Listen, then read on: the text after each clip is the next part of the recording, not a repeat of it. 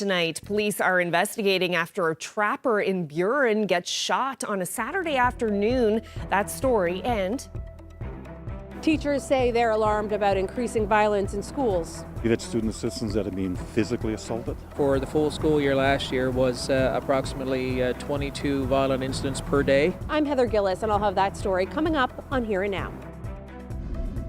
Red tape rigmarole, cuts to immigration, the future of hydro assets on the Churchill River. These and other subjects were front and center today during the Premier's State of the Province address. Quebec needs to show us the money. It's been too long with no money. I'm Terry Roberts. I'll have that story coming up. After completing this audit, I'm left with serious concerns about government's ability to effectively manage this program. the AG has published a scathing report on Crown lands, saying the department in charge has mismanaged it for years. This is CBC Here and Now.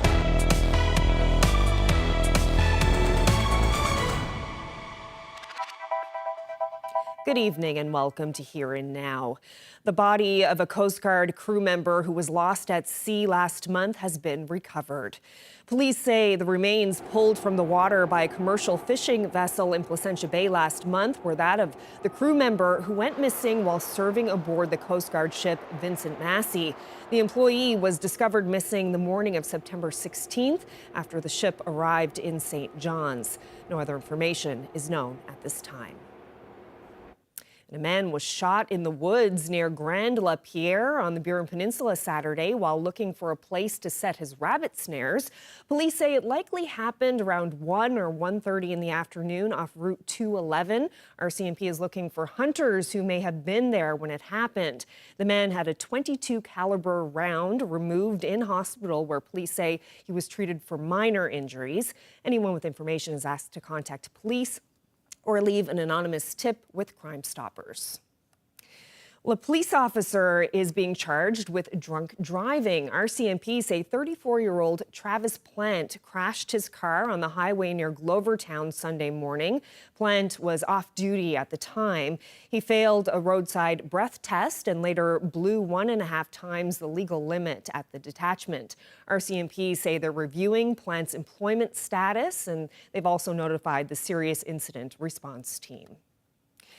And the superintendent of schools sent a letter home today promising to protect students and staff from harassment and violence, both in school and online. Teachers say violence is up, a story we've been following on Here and Now in recent years. Reporter Heather Gillis has the latest.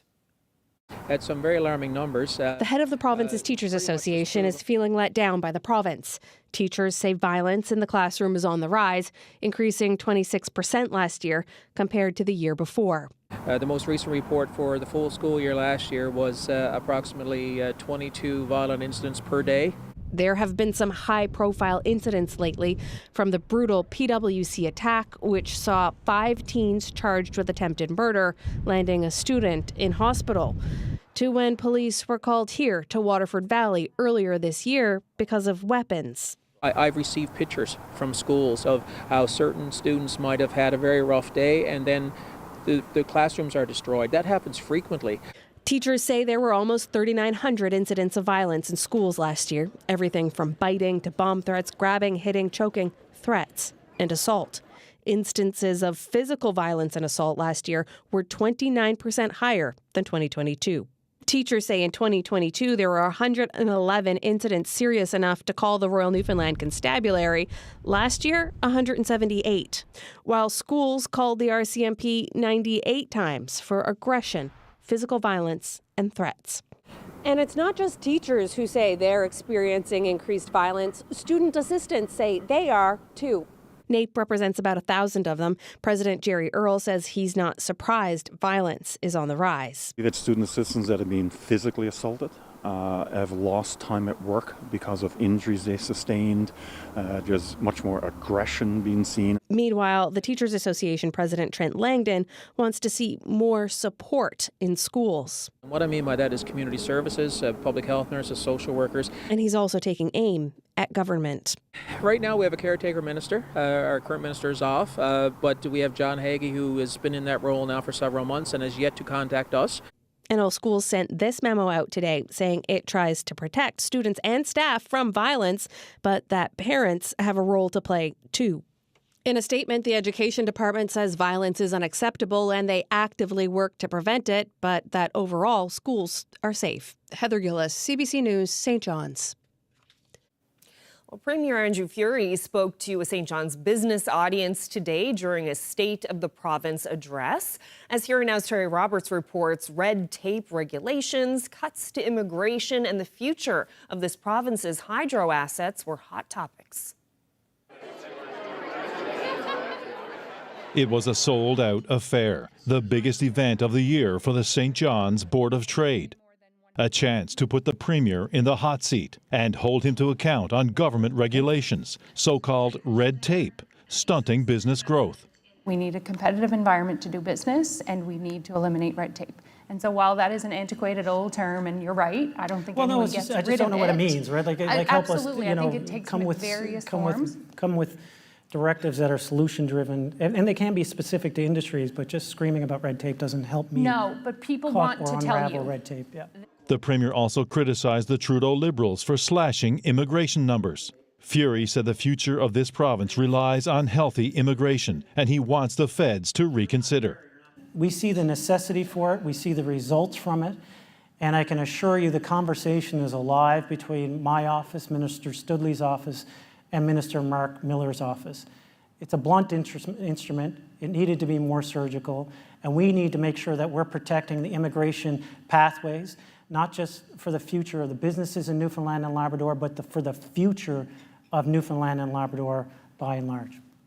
And when the subject turned to the prospect of a new deal with Hydro-Quebec, the Premier again served notice there will be no more giveaways of hydro assets on Labrador's Churchill River.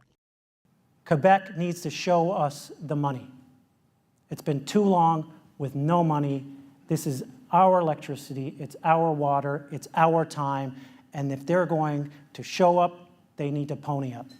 The current lopsided deal with Quebec expires in 2041. Furey says he's ready to deal now if the terms are right. They are going to have to show us the money. They are going to have to come to the table with real value, substantial, sustained value for the people of Newfoundland and Labrador. I will entertain that if that's a proposition, of course, but I won't be afraid to walk away from one that doesn't return the true value to Newfoundlanders and Labradorians. The Liberals have now been in power in this province for 10 years. Furey has been Premier since August 2020. There's chatter about a possible election, but he's not revealing his hand. So this time last year, everyone was wondering when I was going to drop the writ. This time, now they're wondering if I'm going to hold on to the writ. I'll just say you're going to have to wait and see. Thanks very much. Terry Roberts, CBC News, St. John's. Well, the Auditor General has found that the province is failing to effectively manage Crown lands. In a 27-page report, Denise Hanrahan detailed a long list of concerns with the Department of Fisheries, Forestry and Agriculture's administration of Crown lands. Here Now's Mark Quinn reports. The Auditor General says she knew there were problems with the way Crown lands are managed, but found things are even worse than she expected. After completing this audit, I'm left with serious concerns about government's ability to effectively manage this program. Hanrahan found the government doesn't have a complete land inventory. It doesn't know exactly which land is Crown land and which land is privately owned. So as a result, the public may receive incorrect information, which leads us to conclude the foundation of the Crown Lands Administration is weak. Hanrahan said the audit didn't identify fraud or conflict of interests, but it did find that poor administration could have allowed those things to happen. The breadth and depth of administrative weakness we found may have led to opportunities for instances of fraud, conflicts of interest to have influenced decision-making. The objective of the audit was to determine if the Department of Fisheries, Forestry and Agriculture effectively manages the administration of Crown lands. The Auditor General concluded it doesn't. No, sadly. She's right. That's one of the things we have to change. That's why we have these exceptionally bold moves that some may criticize as being going too far. 2 weeks ago, Byrne announced the provincial government will soon introduce changes to the Lands Act. He promised the proposed reforms will make Crown lands more affordable for those who've been living on them long term, make it easier for long-term historic squatters to take possession of Crown lands, and create an independent body to resolve Crown land disputes. I'm glad to see that the government is realizing some of these problems, which have been well known to the practicing bar for many, many years. A lawyer who's represented many people in land disputes with the government is hopeful the Auditor General's report will lead to real solutions. These problems that the Auditor General has identified that have put many Newfoundlanders before the court. So I'm very hopeful that having them identified by the Auditor General is a step toward solving them once and for all. The government's proposed changes are expected to be introduced during the next session of the House of Assembly beginning November 4th. Mark Quinn, CBC News, St. John's. Well, it's ghost and goblin season, and they'll certainly be out on Thursday for Halloween, but will they keep haunting us after October? The CBC's Abby Cole joined a paranormal investigation team at the Torbay History House, and here's what happened. We've all seen the movie, you know, the one about catching ghosts. We got it! They aren't exactly Ghostbusters, but a real team of paranormal investigators here in Newfoundland. We tagged along on a mission here at Torbay History House. We're asked by the History House to come and investigate because they were having some activity here. Some members of the community found multiple members had their own experiences, and the house wanted to know, was there some truth behind some of the things that people were experiencing? This place was built in 1918, and it used to be where the Catholic priests lived. But maybe they still do. Father, are you here? Yes. Sound like a yes. And in the basement, there's a lot going on. I don't know. Don't tell. Don't tell who? Talk into the microphone. Please get out. Why do you want us to leave? We're here to help you. What century are you from? You were shot? The team has gear to help them talk with the ghosts. This is a spirit box, and it allows the non-living to communicate through radio frequencies. I don't know. Gary. Gary? Is that your name, Gary? Hi, Gary. He's the team's psychic medium. He sees spirits and has chats with them. What do you want me to help you with? I can try my best. Just because I'm a medium doesn't mean I can fully help you. While we were investigating, something weird happened. Why is this not working anymore? Oh, did it die? This isn't working. Does that usually happen? Is the battery dead? Spirits can drain batteries. So if there are spirits here, there are questions. Are you feeling good? Yes. Is it okay that I'm here talking to you? Can I ask who is with us right now? Yes. The boots on the ground team are convinced that the Torbay History House has something going on. Is it normal or is it paranormal? Abby Cole, CBC News, St. John's. First when I started out, I think I was just the first one, the only one doing gardening call-ins. My goodness, after 50 years, it's time now for local gardening legend Ross Travers to hang up the headphones. Today was his final gardening day on CBC Radio. I know listeners who love that show will miss him so much. Gardeners and longtime listeners from across the province called in to say how much his advice meant to them over the years. We'll hear more about that a little later on Here and Now. Feed the plants during the growing season. A lot of people put things together. I got this problem with my lawn. It's not growing. So then I have to ask them what did you do, and that sort of thing. Eventually, once they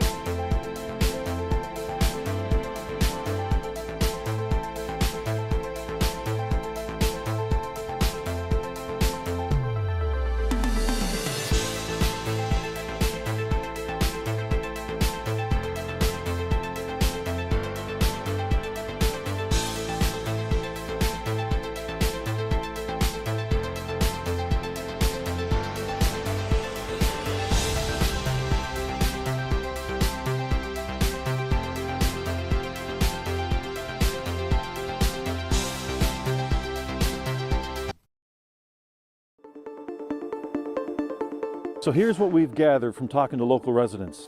I spoke with a renter who's facing eviction this fall. It is not for the weak of stomachs. What does it mean for you to be able to give that advice and to know that you've helped? Don't look down. If this is something that you didn't know about, let me tell you. Heather Gillis, CBC News, Happy Valley Goose Bay. St. John's. Corner Brook. Shaji, Innu First Nation. Grand Falls, Windsor. New West Valley, Newfoundland and Labrador.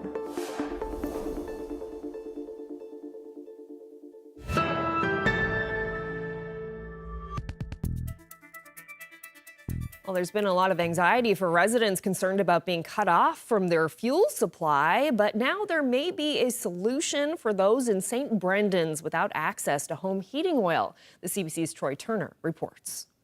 With winter on the way, St. Brendan's residents are hoping furnace oil will be coming to the island too. We brought you the story last month. Western Petroleum is pulling out of the home heating business. That means people on the tiny island of St. Brendan's can't get oil delivered. The town has just over 100 people. 47 of the homes use these for heat. The people on the island are not happy that oil will still be delivered to commercial customers while homes are being left out in the cold. The oil trucks are still going to come here as far as I'm concerned, and they're going to be bringing oil to the schools and whatever else they supply, powerhouse and that. I can't understand why they just can't come down with one load of oil for everybody. With time running out, the province is making a move. This week, the government put out a request for proposals for a business to deliver oil to homes on the island. If a company comes in to deliver oil to residents, it will likely come with an added cost. According to the RFP, a new supplier can add delivery costs to the price for fuel. The window of time for the RFP is closing quickly. Interested suppliers only have a few days to get their bids in. The RFP closes on Monday. Troy Turner, CBC News, Gander. Well, at the Board of Trade address today, the Premier spoke about what he calls a deteriorating political climate, both here at home and around the globe. He criticized those taking tactics from the Donald Trump playbook and those who try scoring points through memes, slogans, and childish rhetoric. When asked if he was including the opposition, Progressive Conservatives, in his rebuke, Fury had this to say. I think if you look at the political discourse across the country, in Newfoundland and Labrador and across the country right now, you can see extremes of views and capitalizing on mistruths and silly Dr. Seuss rhymes with no substance, trying to score quick political points. I don't think that's what Newfoundlanders and Labradorians expect out of their leaders, out of their politicians. I don't think it's what they rightfully demand, and it's a challenge that I'm throwing to everybody to elevate the discourse, elevate the debate to the topic at hand, but don't make it personal, and certainly don't twist truths or put quotes around statements that are not true. Because people, when they see quotes, they assign a value of truth to that statement. We need to be better than that. We need to stand up. We need to make sure that we're having the right and respectful debate that Newfoundlanders and Labradorians expect and deserve. In your speech, like you were talking specifically about the PC Party, and when you mentioned social media posts with quotations that you're saying are misleading, are you talking about the PC Party specifically? Well, that's a tactic that they've employed. It's not one that I would employ, but I'm challenging everybody to elevate the debate to truth, facts, and have a respectful, fulsome debate that Newfoundlanders and Labradorians deserve on the topics of hand. Making things personal, trying to turn complex issues into slogans and Dr. Seuss rhymes doesn't work. It's not going to work. It doesn't work for Newfoundlanders and Labradorians. It doesn't work for Canadians. And potentially more importantly, it doesn't work to solve the problem at hand. Now, PC leader Tony Wakeham issued a statement saying he's disappointed the Premier is going down this road. He says Fury is deflecting from issues like family doctors, the cost of living, housing, food bank usage, violence in schools, and long-term care spaces. Well, the weather over the last couple of days has been fairly active. It's going to get even more active as we head through tomorrow, especially for parts of Labrador. I'll break down the full forecast coming up.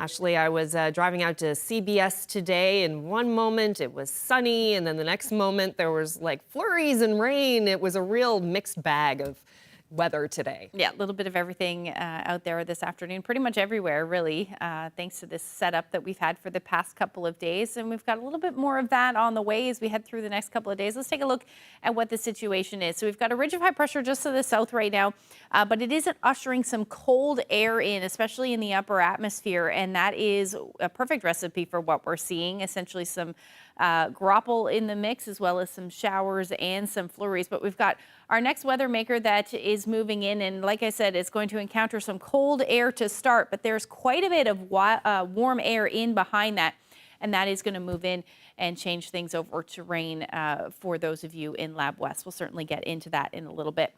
Taking a look at the temperatures for today, minus single digits for parts of Labrador, towards the coast a little warmer, but only at +1. And then across the island, fairly chilly temperatures today as well, anywhere from 3 to about 8 degrees as our daytime highs. And temperatures have dropped a little bit now, sitting anywhere from about 0 to +5 or +6 in the warmest temperatures along the south coast, and still seeing some chilly temperatures up across Labrador. These temperatures are going to continue to drop as we head through the night tonight.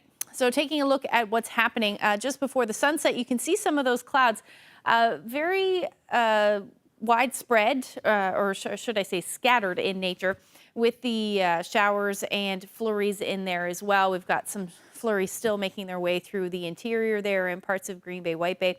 And as we head a little bit further east, some of these showers have had some wet flurries in the mix there, especially in some of the higher elevations. So over the next couple of hours, we will see that pretty much taper off for most of us. Now, there'll still be some lingering flurries likely through central, and we may see a few more showers again along the northeast coast and northerly flow. But overall, they will be very scattered. Now, up across Labrador, like I said, it is going to be chilly tonight. And as this next front moves in, you're going to see the potential for some light snow through the overnight tonight. And then eventually by tomorrow morning, we get into a wintry mix. But tonight is going to be cold. -7 for those of you in Lab City, -10 in Happy Valley Goose Bay. And winds overall will be somewhere around 20 to 40 kilometers per hour. Now, temperatures across the island will sit in the minus single digits for most, except east, where temperatures should stay a little bit above zero, bottoming out around 2 degrees in St. John's. And again, winds a little brisk along the northeast coast, around 20 to 40 kilometers per hour. Now, up across Labrador, Environment Canada has issued a freezing rain warning, and this is for tomorrow afternoon. So although it may start as snow, as this front moves in, you're going to get into a wintry mix as we head into the afternoon. So even some ice pellets ice pellets certainly possible during that transition. And then looking at several hours of freezing rain through the afternoon. And then eventually, as the temperatures warm up, that will change over to rain fairly quickly. Now, those of you through central Labrador and the coast, you're also looking at a wintry mix, but that won't happen till later in the day. And overall, across the island, we may see a few showers or flurries to start the day, but the afternoon should feature some sunshine. And then as this front moves in, again, potential for some wet snow and some showers late day on Thursday. And this will be the start of the temperatures really warming up, and even warming up more as we get into Friday. Daytime highs tomorrow will sit generally into the 3 to 6 degree range. Again, along the northeast coast, winds will be out of the north around 20 to 40 kilometers per hour. So pretty much a carbon copy of today, although I do think we'll see a little bit more sunshine in the mix. And then up across Labrador, other than that wintry mix, for those of you in Lab City and your temperatures warming up, daytime highs will sit somewhere between 1 to 5 degrees towards the coast. And again, some flurries for north coast, and then staying sunny for most of the coast, the rest of the coast, I should say. You'll see your weather move in late day. We'll get into the long range forecast and your Halloween forecast coming up a little later. A man from CBS receives the Medal of Bravery from the Governor General in Ottawa for saving a life. David Coffey rescued a man from a sinking truck in Point Verde Pond. We'll tell you what happened coming up.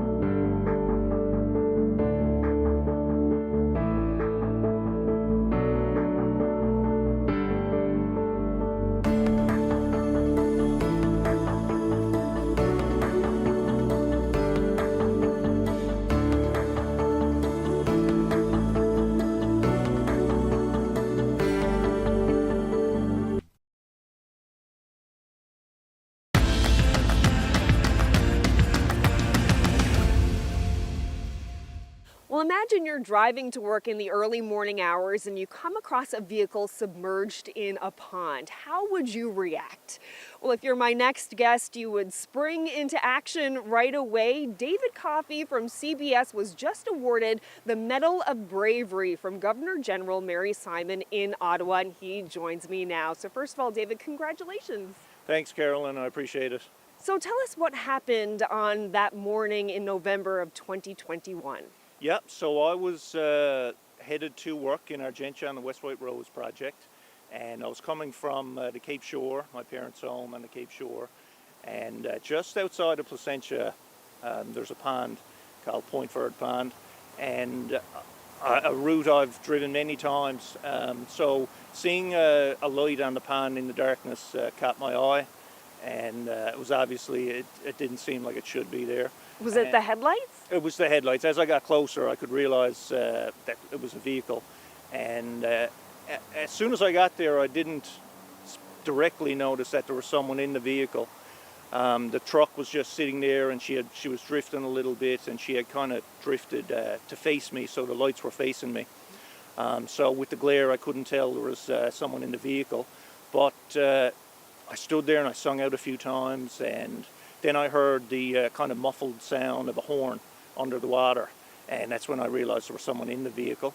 And then I called 911, and yeah, done what I could to help out and get the man to safety. Wow, so the person was, I guess, leaning on the horn inside to try to alert someone that he was there? Absolutely, yeah, that's the sense I got when I noticed that. But he was probably in a little bit of shock too. I can imagine that's probably a frightening incident to go through. But yeah, he hit the horn a few times, and that's when I called 911 and got in the water. All right, so this is a very cold November morning, and you're getting in the water. Describe to me, walk me through what happened next. Yeah, so I funny enough, we don't have cell phone service on the entire Route 100, but I had just entered cell phone service, and I called 911 and told them, gave them the situation breakdown, what was going on, that there was a vehicle and a man in the water, and that I was going in. And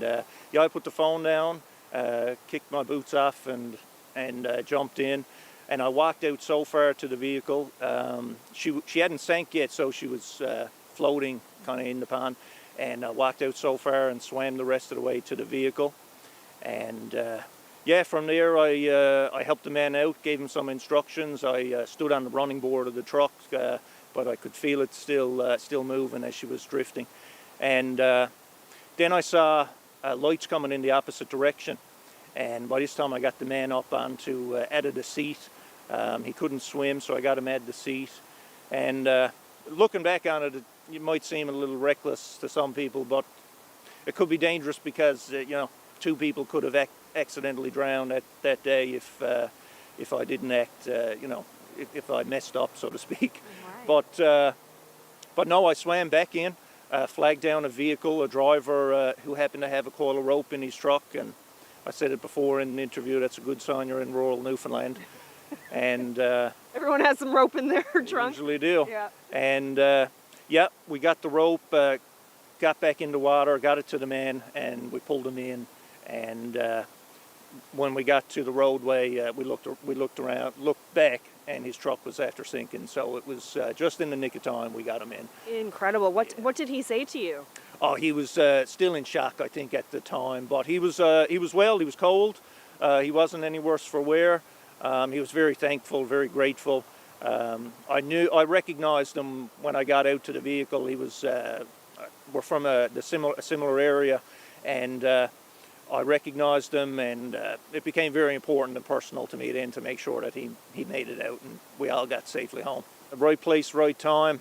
But in those situations, it's you know, having some situational awareness, and just having a good head on your shoulders, acting fast, but keeping safety in the back of your mind is very important. So yeah, that's all I did that day. I got a little cold, but I dried my clothes off and continued on my way to work. And you just went to work for the rest of the day? Went right to work, yeah. Got a coffee and warmed up, and yeah, I think I didn't really think much about it. I mean, I'm so grateful for the medal, but I would do it again tomorrow and the next day. What did you think when you found out that you were going to be awarded the Medal of Bravery in Ottawa from the Governor General? Yeah, the officer who arrived on site, once he took the statement, he had told me that he was going to make sure I was recognized for it, and I was just so grateful. It's a tremendous honor. Some of the other people up there in Ottawa had gone through similar, but also very frightening incidents themselves. So it was just a tremendous honor to be in such the presence of people like that, and yeah, it was great. Well, David Coffey, congratulations on the honor, and I'm sure, yeah, there is a lot of gratitude that you were there on that day at that point in time. Thank you so much. Yeah, thank you. I really appreciate the kind words.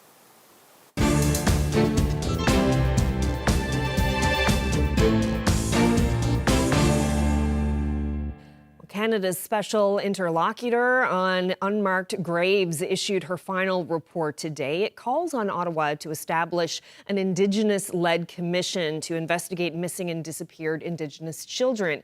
Kimberly Murray says the commission should have a 20-year mandate. She revealed the 3 key findings she's made in the past 2 years. First, that many of the missing children have in fact been disappeared by the state. Second, that there is an urgent need to establish a commission of investigations into the enforced disappearance of Indigenous children in Canada. And third, there is settler amnesty in Canada and a culture of impunity. More than 150,000 Indigenous children were forced to attend residential schools, and at least 6,000 of them died in those institutions. Well, CBC investigation has revealed that during the most recent tax season, hackers obtained confidential data used by H&R Block. They used that company's confidential credentials to gain access to personal Canada Revenue Agency accounts. From there, hackers changed direct deposit information, submitted false claims, and pocketed more than $6 million in bogus refunds from the government. In one case, the hackers filed a return with a legitimate postal code, but a fake address for Tomato Street, a road that doesn't exist. The Fifth Estate and Radio Canada conducted an investigation that found this data breach is just one of many that are overwhelming the CRA. There are more calls for change in the wake of CBC investigation into Rogers' price increases. A week after the CBC Go Public team first highlighted customer concerns, the NDP is calling on the Liberal government to put the telecom giant on notice, reverse the hikes, or face consequences. Erica Johnson has more. Rogers must be put on notice. It's the latest volley in a growing movement against a recent Rogers price hike. The NDP calling on the Liberals to make Rogers roll back an increase or be banned from federal contracts. Will the Liberals have the courage to do it? Yes or no? He's talking about customers who thought they had a guaranteed price for TV services, like 81-year-old Roger Burrows, who claims Rogers recently misled him into signing a 2-year deal for TV, phone, and internet, urging him to lock in a great rate with a price guarantee. But after he signed, his bill went up. They're devious. They tell you one thing and do another. Go Public has been contacted by Rogers customers across the country who say they too were promised a guaranteed deal. This is not what I was expecting. It's not right. They are gouging people. I felt lied to and cheated. A contract clause allows price increases for rental equipment, like TV boxes. This contract law expert says telco agreements need an overhaul. These contracts are very long, difficult to understand, and they're generally unfair to consumers. The NDP claims the Liberals have awarded Rogers $165 million in contracts in the past 2 years. And if they're not going to be good operators, then stop getting a chance to actually bid and get more money from Canadian taxpayers. In a statement to Go Public, a spokesperson for the industry minister dismissed the NDP's call to ban Rogers from future contracts, saying it could significantly impact services for Canadians. I would like to move a motion. Meantime, members of a parliamentary committee have unanimously agreed to invite Rogers' CEO to Parliament Hill. A spokesperson for Rogers told Go Public the company always works collaboratively with Parliament and reiterated the majority of Rogers' customers aren't affected by this latest price hike, though he wouldn't say how many are. Erica Johnson, CBC News, Vancouver. Well, 1 week from today, Americans will be casting ballots in an election that couldn't be more consequential, in a race that couldn't be much closer. Republican candidate Donald Trump and his Democratic rival Kamala Harris are still running neck and neck in the opinion polls, but tonight the latter is presenting the closing arguments of her campaign at a rally in Washington. Katie Simpson is there. Tens of thousands of people are expected just outside the White House for Kamala Harris's closing argument. Let me show you what this lineup looks like. People gathering here starting as early as 7 o'clock this morning. The lineup going for at least a block and around the corner. People really excited for what is being billed as one of the most significant speeches that Kamala Harris will deliver in this election campaign. She's expected to make her argument to Americans, talking about her vision for the future, the kinds of changes that she wants to enact to make life more affordable, to make housing more accessible, those kinds of traditional campaign arguments. And then she's expected to launch an attack against Donald Trump, particularly in the wake of that racist and sexist rally that took place at Madison Square Garden on Sunday. We've been chatting with people here, very excited to see Kamala Harris, and they sort of describe a mix of excitement and nervous energy heading into the final week of the campaign. I'm feeling a little bit much better. I've been doing a lot of studying and looking, and I believe and I know in my heart that she's going to win. I know she's going to win. I know. There's a good feeling. Given how close this race is, how does that make you feel? I'm just surprised that it is this close. How can it be this close? You know, so I'm not too relying on the polls as much because I don't really think that they are really that accurate on determining where we stand in this race. Donald Trump's campaign remains on the defensive after that Sunday rally at Madison Square Garden that has triggered so much backlash. Donald Trump now saying he didn't see the comedy set that was considered so widely offensive, with multiple racist jokes targeting Latino and Puerto Rican voters. He said he didn't hear it or see it and denied that there was any sort of questionable content at that rally. It was like a love fest. An absolute love fest. And I tell you what, right now, nobody's ever had love like that. That was love in the room, and it was love for our country. Tens of millions of American voters have already participated in the early voting process. And right now, the campaigns are zeroing in on anyone who might be undecided, the sliver of voters who fall into that camp, as really both Democrats and Republicans sprint ahead to the finish. Katie Simpson, CBC News, Washington.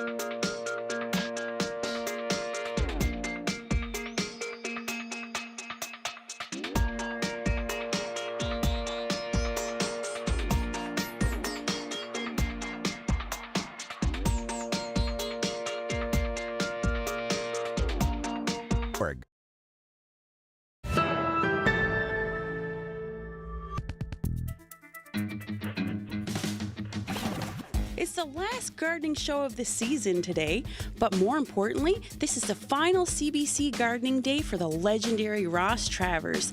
Well, Mr. Travers, I'm going to start with you. How has it been doing radio gardening for 50 years? Well, you know, I've learned a lot over the years from the callers. We got a caller on the line already there, Mr. Neil O'Grady from Carboneer. How you doing today? Good day, good day. And hi, Ross, how are you doing? I'm doing good. You just mentioned about the turnip. Yes. About the name on the club roast. Right. Well, see, my ancestors come from freshwater, and they used to call them gnarly. Gnarly? A gnarly turnip. Oh, okay. I suppose it's all the nucleus all up in the gnarly, I suppose. That's right, turnip, that's yeah. right. Yes, it would look gnarly, yeah. We got another caller on the line. They're coming in fast and furious for you today. And Budgel, how you doing? I'm doing just fine. How's everybody there in the studio? Oh, Ann, thanks for calling. I wouldn't miss it for the world. I think the bar was raised by you and all the other gardening experts on the show. And people can tell that when they drive around Newfoundland and Labrador, how much more beautiful it is now, how much more care people take with their gardens and interesting things they've got planted and the conversations they all have with each other, you know, the clubs, the horticultural societies and all of that. There's a huge interest, and I think you people really stimulated it. Maybe we did contribute a little bit to some of the beautiful gardens that we see around now, yes.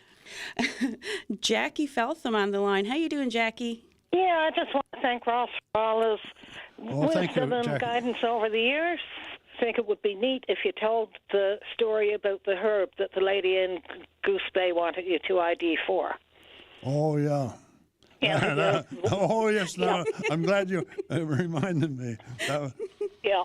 This is one of my first trips up to Goose Bay in the early days, and there was American servicemen that were stationed there.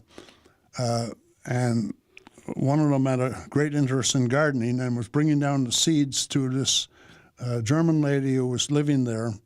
And she was talking to me, and she said, I want to get some more seeds. She said, I want to get more seeds. She said, servicemen love it. Mm-hmm. And I said, oh, is that right? You have any plants growing there? Yes, I looked. And then this was big cannabis plants, marijuana plants growing in the back. She didn't know what it was, but they were coming harvesting it every so often. I'm sure they did love it. Well, Mr. Travers, you really are the best, and I think that you've reached so many people across the province, CBC listeners alike, and people in the grocery store. So all your hard work and dedication has been so inspiring. We really appreciate you. Thank you very much. Thank you, Amanda.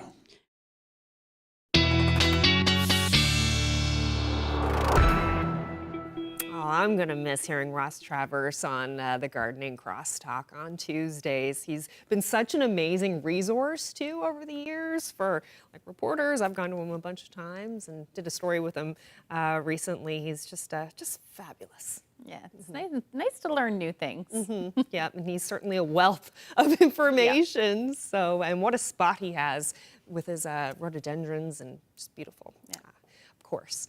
All right, so let's talk about the weather. And a lot of people are eyeing Thursday because, of course, Halloween, and all the kiddies will be heading out in their costumes. Will they have to wear big winter coats over their costumes? No. Actually, things are going to warm up. I mean, you're certainly going to need a jacket, but for a different reason. It's going to be a bit unsettled with the weather. So let's take a look at what's going on as we head into Thursday. So that wintry mix will move through Labrador. That will change over to rain because temperatures are really going to warm up through the day on Thursday. And then we've got that happening across the island as well. So some showers to start the day on Thursday for the west coast. That will move across the island as we head through to the evening hours. And we may see a little bit of a break in the rain through areas like Central and maybe even the Avalon. But overall, it will be an unsettled evening. Not the story up across Labrador, though. Once you see that rain move through, temperatures are going to drop into the evening hours. And then, so it's going to be chilly for you. But Your daytime highs across the island will sit somewhere between 7 to 11 degrees through the day. And these temperatures are actually going to continue to warm up as we head into Friday, and then dropping in behind that, especially for Lab City, down to 0 degrees as your daytime high, 3 in Nain. And then we've got temperatures around 8 or 9 degrees for the rest of Labrador. So by the time trick-or-treaters are going out at about 6 o'clock, well, this is for the 6 o'clock time frame, you're looking at your temperatures sitting somewhere between 7 to 10 degrees. The winds will be a bit brisk out of the southwest, somewhere between 40 to 50 kilometers per hour. But up across Labrador, although the skies will be clear, your temperatures are going to be cold. So -6 for Lab City, and then somewhere between 2 and 3 degrees for Happy Valley, Goose Bay, and towards Cartwright. Now, Friday, much warmer, like I said, so we are going to see some more showers move in. There is a potential that we'll see some snow for southeastern portions of Labrador on Friday. Again, going to keep an eye on that forecast, but overall, daytime highs will sit into the teens. Single digits, though, for the northern peninsula, southeastern portions of Labrador, and then back down again below 0. For those of you in the west. Long-range forecast showing those warmer temperatures are going to stick around through Saturday. Again, rain though, and then by the time we get into Sunday, a drop in temperatures down to about +3. For central Newfoundland, you are looking at your drop a little earlier, so you'll see that on Saturday, some showers in the morning, then it should clear out. Sunday looking at some cloudy periods. And then for western Newfoundland, a little cooler than that, so only about 1 or 2 degrees and some snow in the mix both Saturday and Sunday, with your overnight lows sitting somewhere between 0 and about -1. For eastern Labrador, clearing out nicely for the weekend. Going to be a little chilly though, 0 to +2. Even cooler though for those of you in Lab West, where you will see some snow for the weekend. Our weather photo of the day is actually Port aux Basques. Take a look at this beauty. This is sunrise from the MV Highlanders. Thank you to Ray for that great shot. And if you have any weather photos, you can do that by sending them to my Facebook page, or the best place to do this is to email them to nlphotos@cbc.ca. Oh, beautiful. We get so many sunsets. It's nice to have a sunrise for those folks People up early nice enough. and early, yeah. Although later in the day now. Yeah, it's true. Yeah, it is pretty late when the sun comes up these days. All right, well, that's it for us. Thank you so much for spending part of your evening with us. Hope you can join us again tomorrow.